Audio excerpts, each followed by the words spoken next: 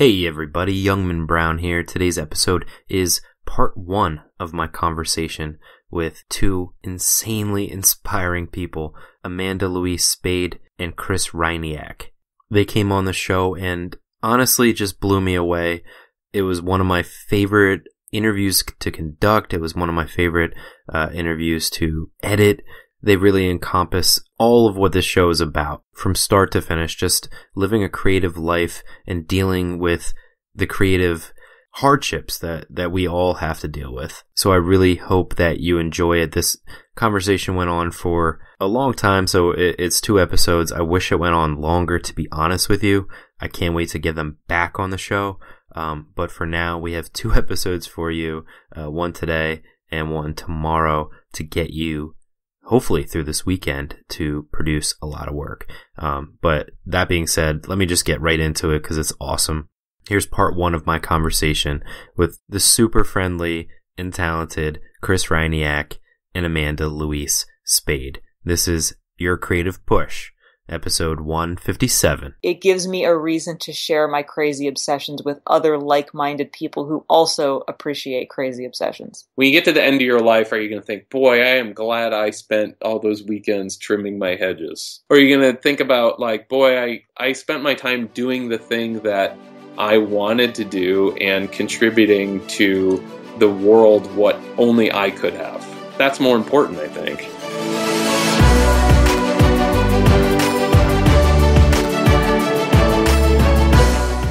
Welcome to Your Creative Push, the podcast that pushes you to pursue your creative passions.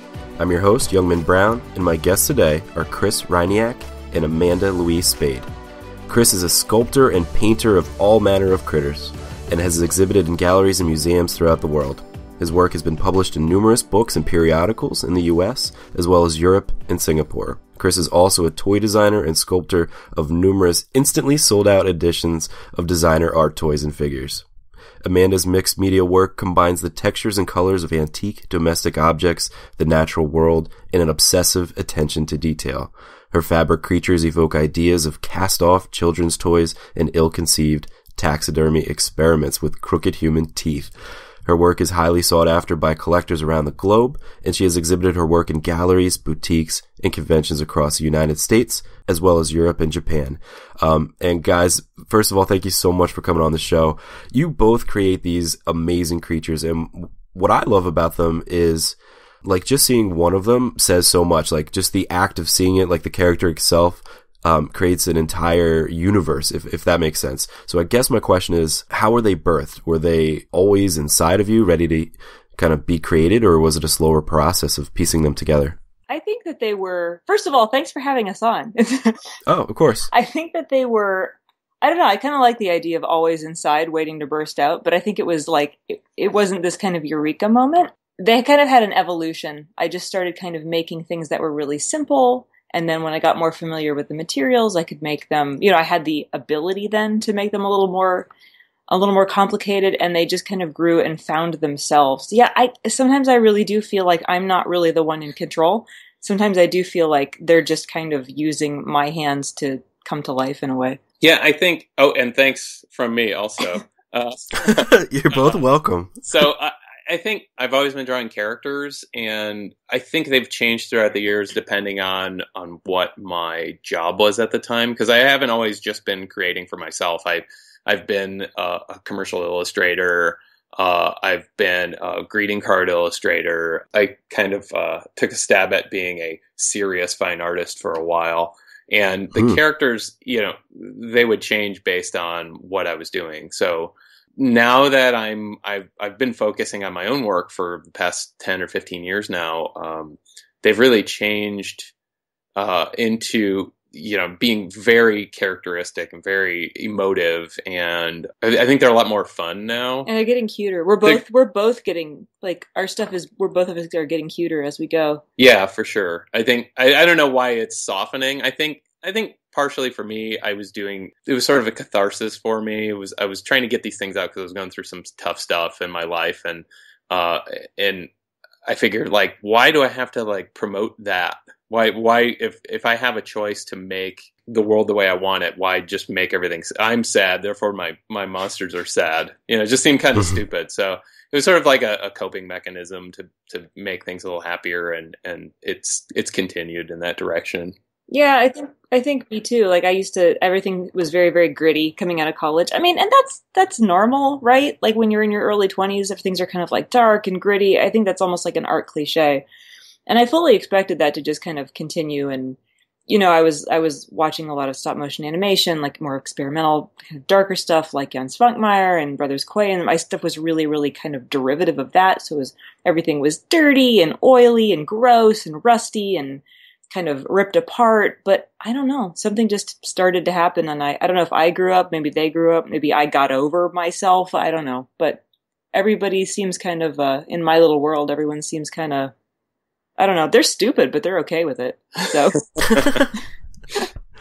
well, I think you nailed it. I think that everybody has that kind of angst inside of them, and it's okay to let that out in your art. But kind of like you were saying, it's this thing is always inside of you, and it's just waiting to get out. So it's like you have to get through that other stuff first, and put that other stuff out to really almost define yourself. Yeah, and I think it's fine. Like, even if you stay there, I don't know, that's fine. As long as I would say, like, as long as you're being authentic to who you actually are at the time, I think that's fine. Yeah. Yeah, and I think if you're honest with yourself, there's a lot of time, I mean, I know for myself that, like, I don't particularly like how I'm handling things or I beat up on myself a lot. So yeah, I'm sorry. So I don't want to project that, like I'm trying to make a projection of the world the way I want it, not necessarily the world the way it is. And so, with my world, it'd be full of like, I have to keep working, honestly, like never stop working. And that's not really, my characters they're full of leisure. Oh yeah, they're fun and fancy free. They just eat donuts all day and sit on a rock in the sun. Well, I do eat donuts all day. So it is a projection of yourself. A little bit. They're definitely autobiographical in a lot of ways. Yeah. I got you. Well, and you know what? I think you bring up a good point, and I think it's actually like it's harder to put out what you want out of the world sometimes because it's not exactly what you've gone through. It is easier to be autobiographical, to kind of stew in that the negativity that you experience in your own life, and it's really hard sometimes to push out that positivity. Yeah, for sure. I mean, there are definitely days where and I've done it a few times over the years where I was just having like the worst day. And I wanted to just do a drawing that was indicative of that. And one day in particular, I drew a guy throwing a tantrum, and I didn't feel good about it. Oh, he was so hard to look at. And it was really hard for me to look at and look back at it. And I still remember that one out of the 1,000 drawings I've done. I remember that one and remembering like feeling bad about it and knowing like that I don't want to go that way. Well, too, like when these things, they're not you. Like my dust bunnies, they're not me, but I'm so protective over them. The idea of them being like sad or in pain or uncomfortable or in danger, like there's an actual real visceral response that I feel even thinking about the possibility of that. So I'm very maternal over them. Yeah. And being a character designer for both of us, they kind of become like your children in a way. And your children that you don't have to save up and send to college. Yeah, they don't eat anything either. But yeah, so you become protective over them and you want the best for them. So, I mean, we do anyway. Yeah, and it hurts to see them sad. Yeah. Yeah, it makes a lot of sense. I mean, it's a projection of yourself, and it's what you're spending most of your time doing. And for people listening, you're spending your free time, your limited free time with your art, with your, creative endeavor. Why push this negative cycle if you are having a bad day, like, Chris was talking about? Why continue that? Why not, spend that time getting yourself happier, Yeah. It's really important. But, I mean, there's definitely a place for, really socially conscious work, and I admire that work, but I'm kind of a smart ass and like, it's just not my thing. So, not to say that doing that is, doing stuff that's hard hitting and sends a message is wrong. That's just not what I do.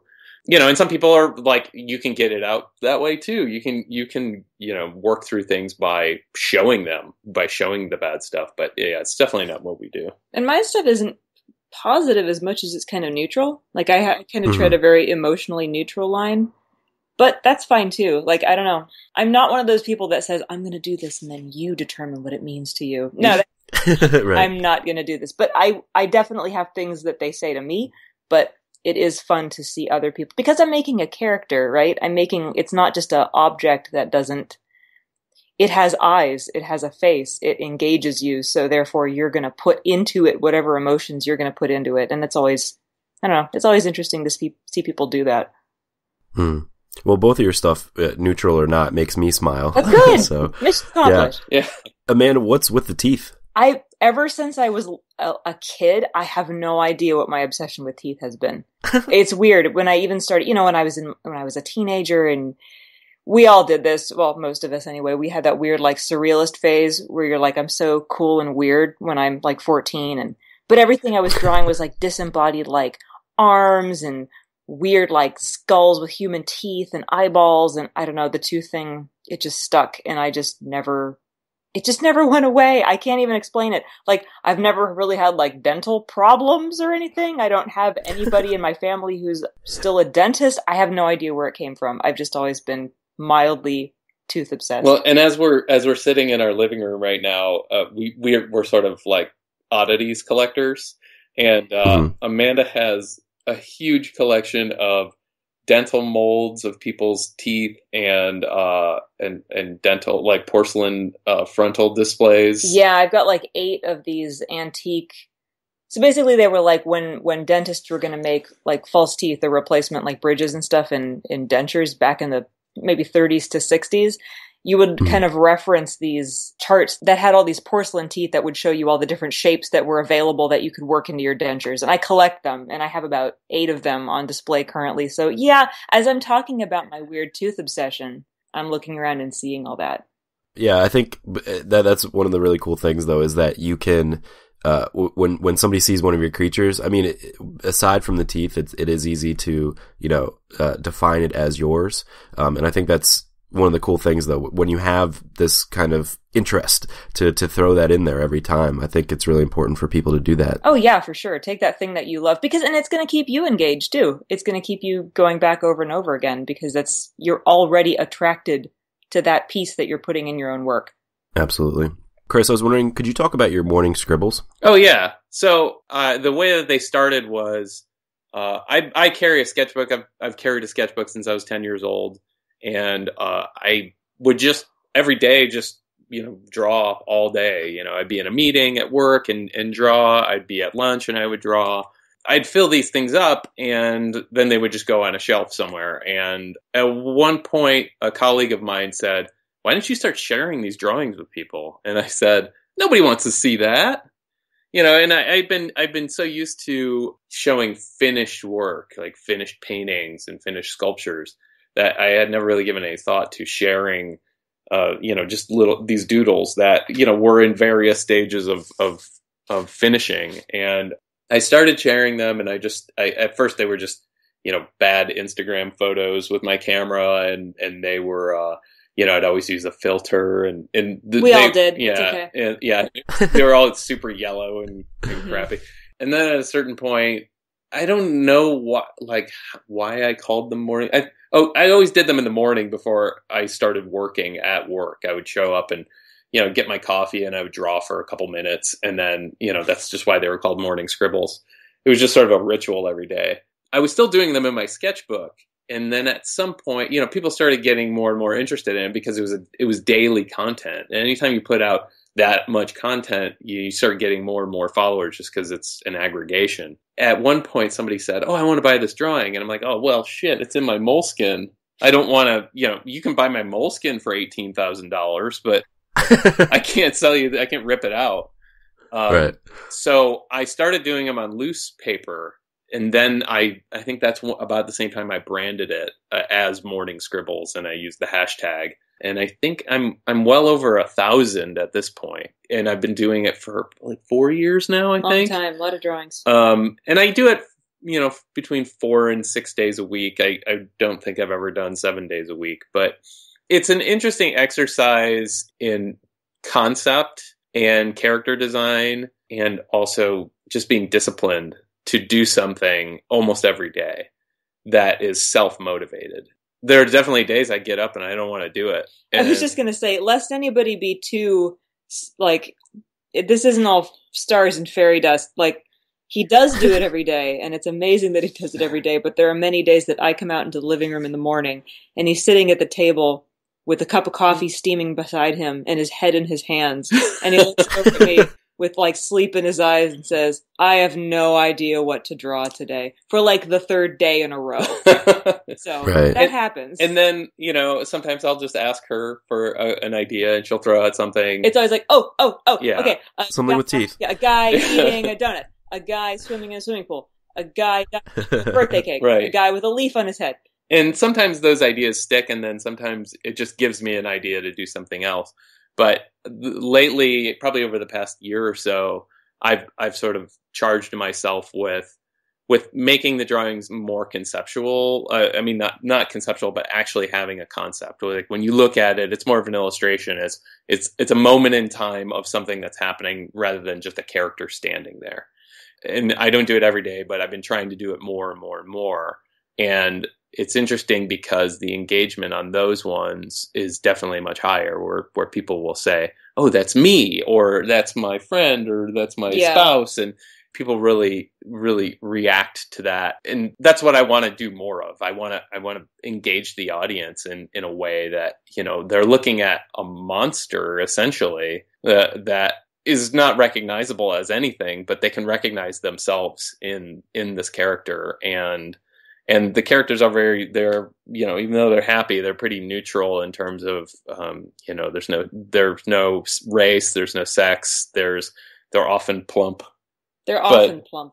Yeah, but that's autobiographical. Donuts. They do work out a lot. It's okay. Yeah. I see this recurring theme. Donuts. Well, I love your entire answer and just the mentality of it. And I think a lot of people can gain a lot from that.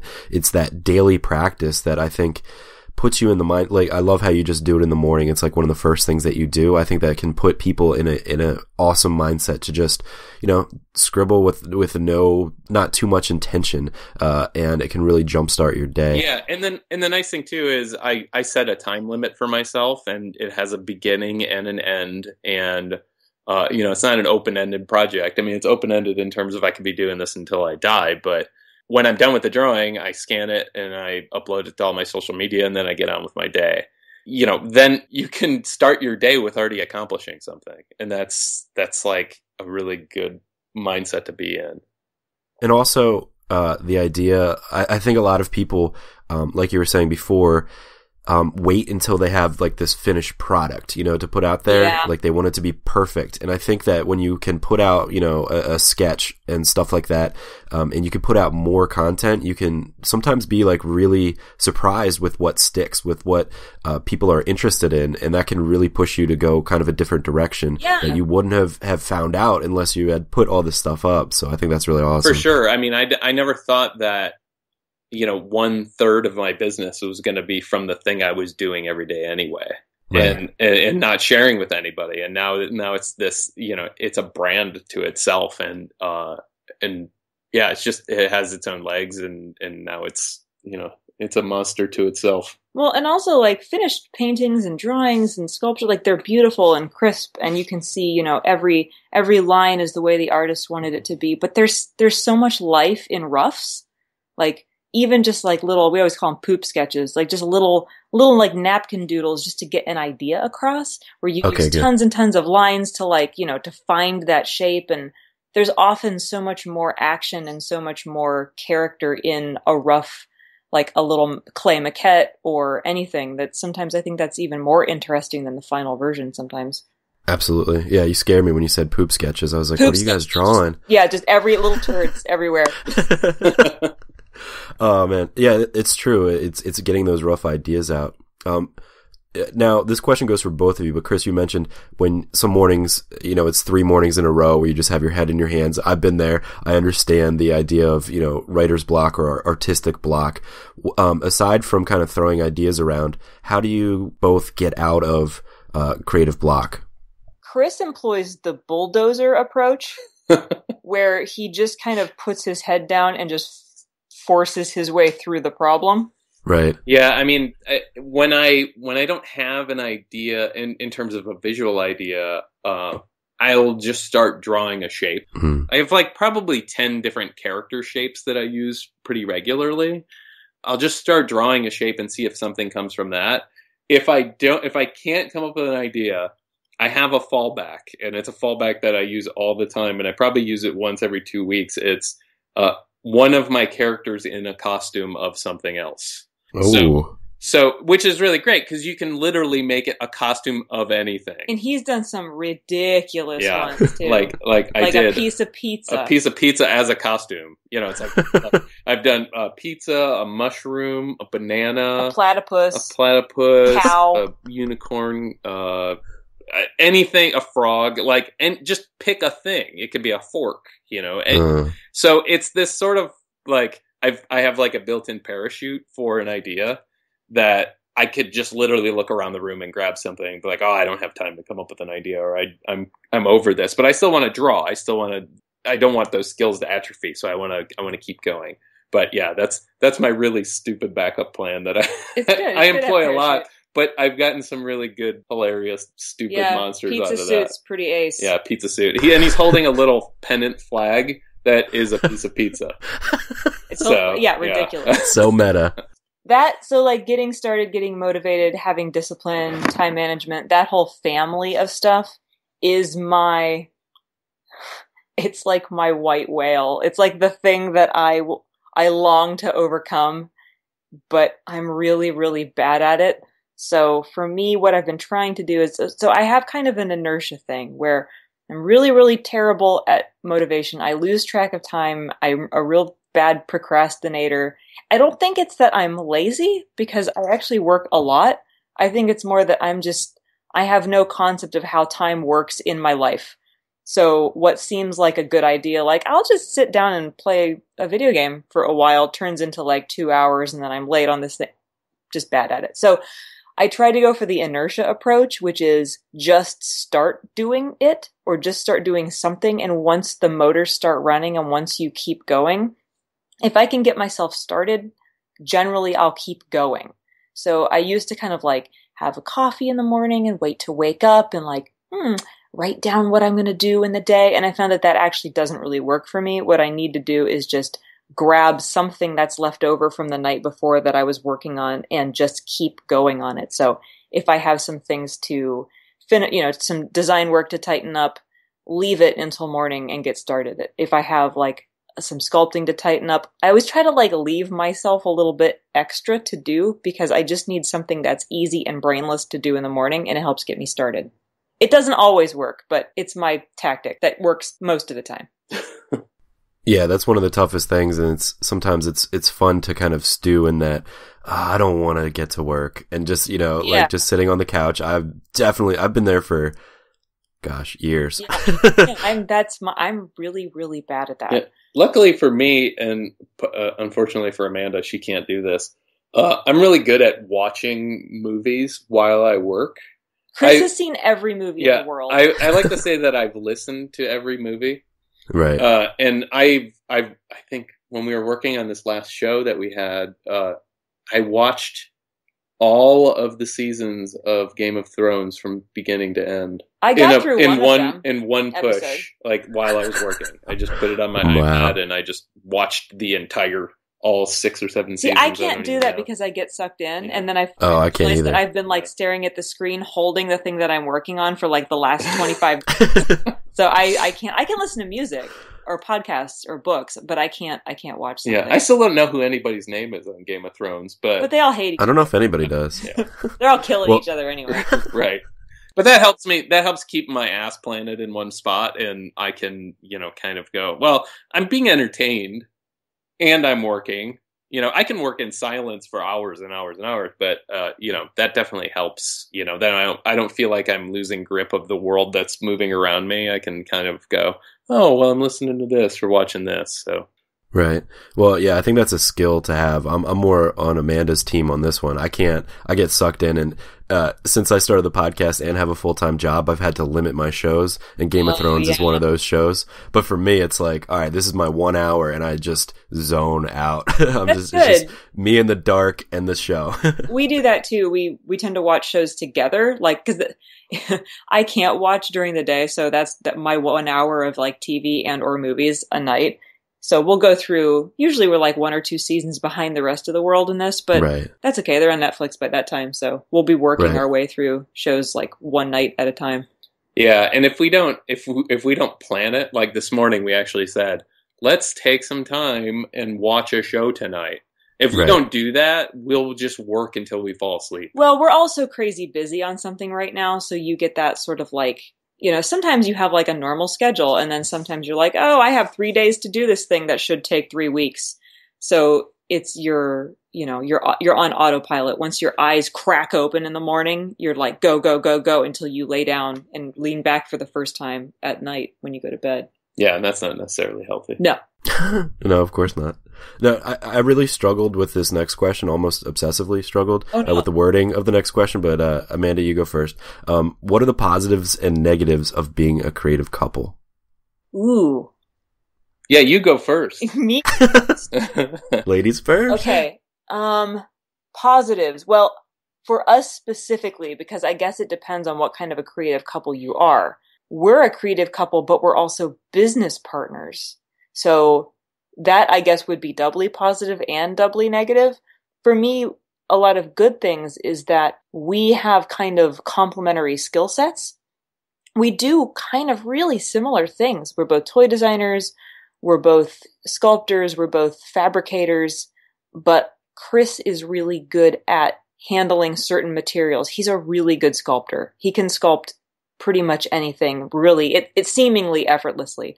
I'm an okay sculptor, like I can get the job done, but I have a hard time starting. Like my hands can't find the shapes as easily as his can. So often he will help me by like getting my shape started if I'm trying to do a shape I've never done before. So he'll kind of like almost like rough in a maquette. And then I'm fine. I'm good at that point. I can finish it up. I just have a hard time doing that. So, and like he's not the best at things like photography. And I'm not an amazing photographer, but enough to get the job done. We're both good graphic designers. We both work in the computer a lot. So, I handle a lot of the photo and some of the design stuff and things that are a little more math oriented, like figuring out patterns. Chris is really good at like casting resin and sculpting, and he's also really good at keeping me moving, because if I was unattended, I would probably just sit on my butt all day. But because I don't want to be embarrassed, I keep going. The negatives, I think, would be that you're always up in each other's shit all the time. Yeah. And because you have to be, especially when you run the same business model in the same house. Like sometimes I'm just really, really, I feel like all we talk about is work. And depending on what mood I'm in, sometimes that's good and exciting and we're getting the job done. And sometimes it's just tiring and like, I don't want to talk about this anymore. And because we work together all day long, we don't go out much. I feel like we are each other's entire social circle, which luckily we get along, but that can't always be healthy. So I guess those would probably be the negatives. It's funny, like the arguments we have are never about art. No. We see really eye to eye creatively for the most part. Usually when we're getting up, bitching at each other, usually it's just life stuff, which, we're around each other 24 hours a day. I think we do pretty well considering that. Yeah. I mean, I think the fact that we do have a really good relationship and we're pretty understanding of each other. Like we want each other to be happy and healthy and understood. And I think that's really important. So when things happen, like if we have a deadline looming and like Amanda was saying, like she has a hard time getting stuff done on time, like her time management isn't always the best. I don't want to say like, maybe you should get moving on this. but I know how to approach it in a way that is pretty tender to her feelings, and she, like I already know she feels bad about it, but I just kind of got to nudge her a little bit. I mean, come on, we're both artists, so we're already super hypersensitive, which is a recipe for disaster. Yeah. But I think a lot of the things that she said, I agree with, in terms of if I'm not good at something, she'll be good at it. And, what she has a graphic design background, and so do I, but I'm more of an illustrator. So, and I'm good at hand lettering. So if we do packaging design, I'll do a hand drawn logo, hand it to her, and then she'll put it together. If it's any sort of machine that has buttons and computing, I'm no good at it because I have big giant man thumbs and I'm kind of a big idiot sometimes. So, she has more of a brain for that stuff. I'm the AV team. Yeah, she's good at file management and AV stuff, and I'm good at, it's really funny. Like I could, in my brain, if somebody said, we need you to make a 25-foot tall monster, I'd be like, I'm on it. But if somebody said, we need you to make a 90-degree angle out of 2x4s, I'd be like, no way, man. I know it only takes 2 boards and a screw, but I can't do that. Right. So yeah, I mean, it's definitely like I have strengths and she has strengths and we both have weaknesses. And I guess that's the good thing. And also, yeah, we kind of speak the same vernacular in terms of like our worlds and our creativity, and a lot of times when we do shows too, we're working really closely together, but we're not working on each other's work. So when we plan out a show, we'll have a concept for the show, and then we'll have a color palette already laid out, so that our whole show is cohesive. And we work pretty closely together on that. And yeah, we never get into spats about it's never about art. Like I know her language and what her world is like, and she knows what mine is like in terms of our creatures. Well, we always say that our creatures live in the same place, they live in the same world, but mine live in the house and his live in the backyard. So mine, like you'll rarely see his creatures interacting with like man-made objects. Right. But mine have it all the time because, they're closer to people, I guess. Right. Like she wouldn't say, because we know each other so well, she wouldn't say, well, Chris, you should be wearing a top hat. And be like, they wouldn't wear a top hat. Yeah. They'd wear a hat made out of acorn, So, but she knows that. And I know that about her work too. So, but we do, because we do spend all of our time together. I feel bad for her having to spend all her time with me. But yeah, I think we do okay. Yeah, I think you said it way more eloquently than That's me. all right, huh? I'm just going to agree with everything you said. Well, you've got it down. You've got being in a relationship down. Yes, honey. Well, I do all the cooking too. He does. I'm a terrible cook. I do all the cooking and she does all the dishes. But that's not like I think that's her place. She likes doing that's the our dishes. agreement. Yeah. Right? Because like I can do I can't screw up doing dishes. I can so screw up making food. So I leave that to him, and he's a really good cook, so I'm pretty lucky there. Wow, you guys are both very lucky. Just listening to you, you're just on the same page about everything. I think it's a rare thing. Like for me, my wife does photography, and I do writing and podcasting, these weird artistic writing music videos. But in terms of creativity, we're like light years apart from each other. So like we can each be the expert in what we do. Yeah, but your skill sets, like it seems like they would mesh together pretty well. Maybe one day. Another thing, I had just thought of another thing in terms of like, us being a creative couple. A lot of times people just are starting to get the fact that we're synonymous with each other. And that helps us with opportunities that, somebody might think of me for something, but not necessarily think of Amanda. And I'll always try to nudge her in because I also want to share everything with her. And, when we get opportunities to like travel, I don't want to go by myself. I want her to be there and experience it too. And people are starting to get used to the fact that, when we do speeches and stuff too, deal. we're sort of a package deal because we bounce off each other a lot and we have a lot of shared experience and 2 different points of view too, which I think can actually be more beneficial. Like if we're doing a public speaking event or something, she has more to say than I have to say. And people respond to different personalities too. Just because someone may not resonate with you, maybe they'd resonate with me. Right. The other way around. So and then when we get into public situations too, like when we're at a convention or something, when we're both at a booth, Amanda's much easier to approach because she's friendlier looking. I'm just a giant lumbering. She doesn't have monster hands. Yeah, exactly. Would you say giant man thumbs? A giant man thumbs. She's not a big oafish guy, and that helps too. And like, when people are more comfortable walking up to somebody in a couple situation, and that helps us out too. Yeah. So.